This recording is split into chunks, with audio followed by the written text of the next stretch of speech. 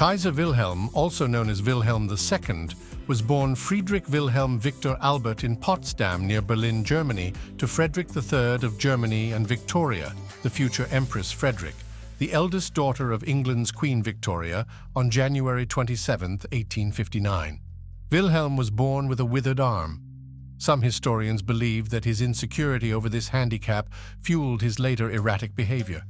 His parents, particularly his British mother, tried to provide Wilhelm with a liberal education and a love of England.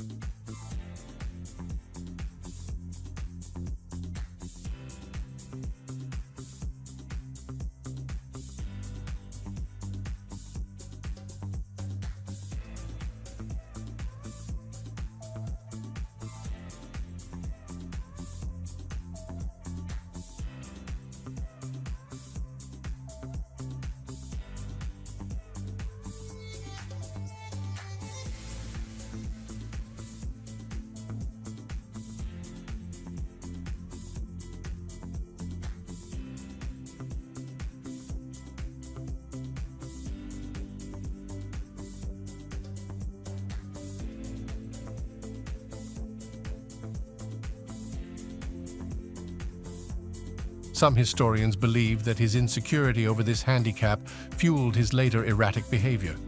His parents, particularly his British mother, tried to provide Wilhelm with a liberal education and a love of England. After Wilhelm II's grandfather, Wilhelm I, died in 1888 at the age of 90, Frederick III was named emperor. But Frederick III would only rule for 99 days.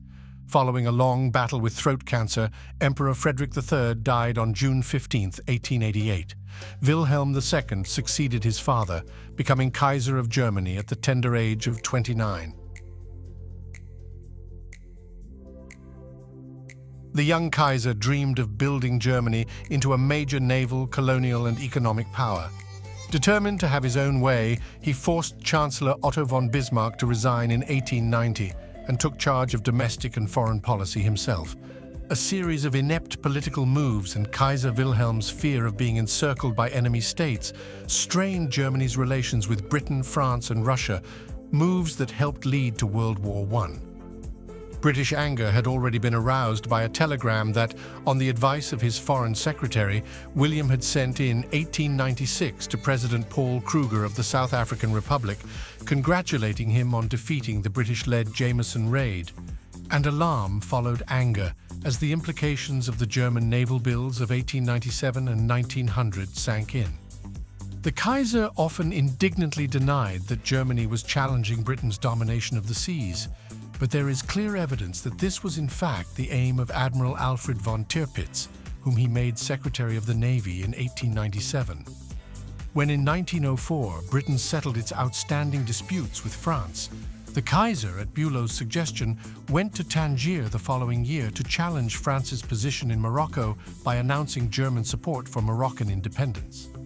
His hopes of thereby showing that Britain was of no value as an ally to France were disappointed at the 1906 Algeciras Conference, at which the Germans were forced to accept French predominance in Morocco.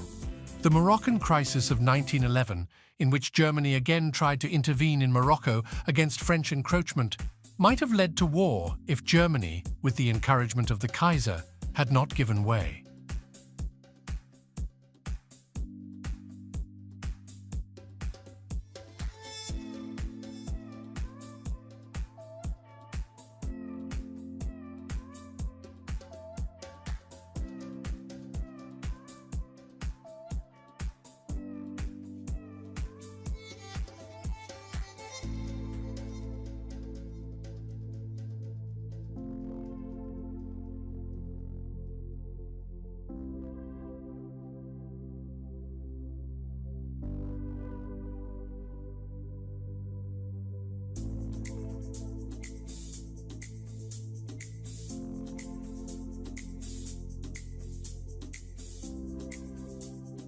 What began as an attempt to save Austria-Hungary from collapse, World War I was transformed into a world conflict by Germany.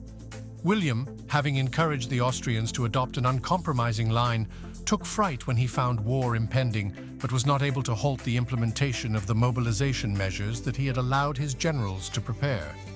During the war, although nominally supreme commander, William did not attempt to resist his generals when they kept its conduct in their own hands. He encouraged, instead of challenging, the grandiose war aims of the generals and of many politicians that ruled out all chance of a compromise peace. By the autumn of 1918, he realized that Germany had lost the war, but not that this had made the loss of his throne inevitable. Refusing to abdicate, his hand was finally forced on November 9th, when he was persuaded to seek asylum in the Netherlands.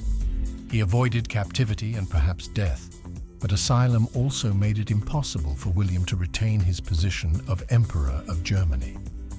Subsequently, he lived quietly as a country gentleman in the Netherlands until his death in 1941 at the age of 82.